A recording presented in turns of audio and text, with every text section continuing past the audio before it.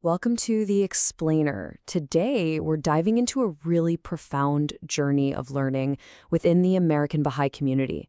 We're going to look at how this spiritual community over the last quarter century has been methodically, and I think really humbly, learning how to tackle one of America's most painful and persistent challenges, racial injustice. So let's start right here. Picture the summer of 2020. The whole country is in turmoil. And in the midst of all that, this message arrives from the Universal House of Justice, the International Governing Council of the Baha'i Faith. It speaks of a moment of historic portent, a stirring of conscience.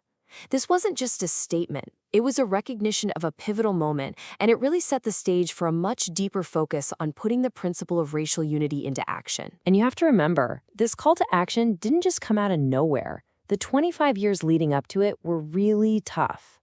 Think about it. We saw the burning of black churches back in the 90s, the tragic police killing of Michael Brown in 2014, that horrifying Unite the Right rally in Charlottesville, and then, of course, the events of 2020 that sparked protests across the entire nation. This was the backdrop, this difficult, often painful reality that the Baha'i community was trying to navigate. But this work wasn't new, not at all. This commitment to racial harmony is, you could say, woven into the very DNA of the American Baha'i community. It goes back over a century, really, to when Abdu'l-Bahá visited America in 1912 and spoke so forcefully about the need for Black and white Americans to unite as one family. And you could see this legacy playing out in so many different ways. Baha'is were marching in Martin Luther King Jr. Day parades. They were holding interfaith services to support congregations whose churches had been burned. You had local events like Detroit's long-running Models of Racial Unity Conference. And there were national efforts, too, like a TV program in 1998 on the power of race unity.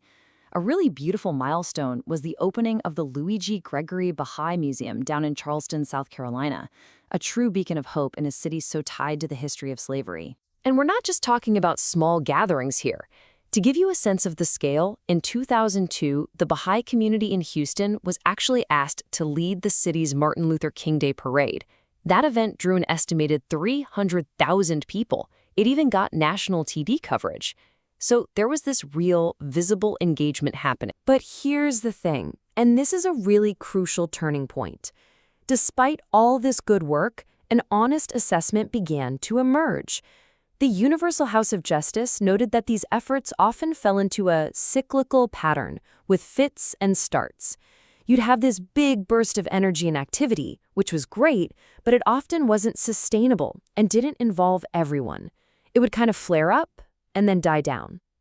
Recognizing this was the absolute key to what came next. So that honest look in the mirror, that was the catalyst. It sparked this huge shift in thinking.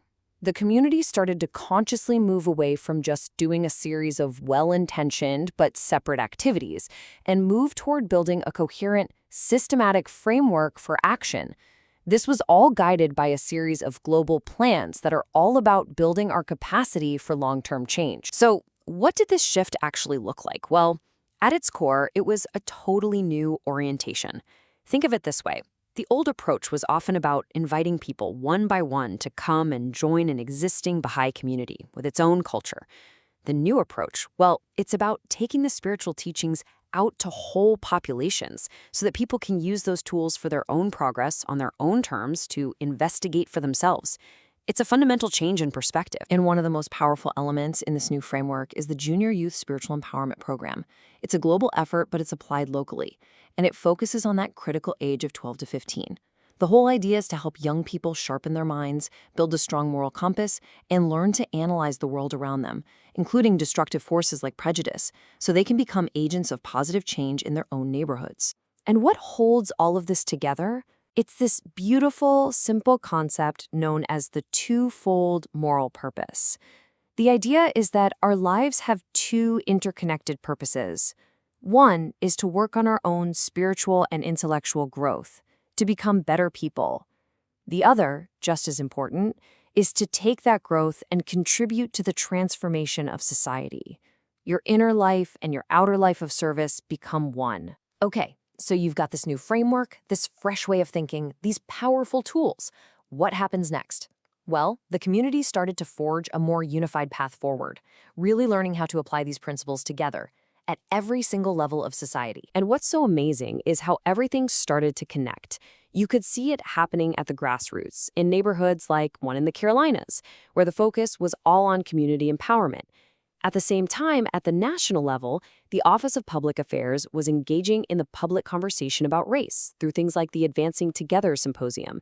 And then in the world of academia, the Bahá'í Chair for World Peace at the University of Maryland was contributing serious research on structural racism.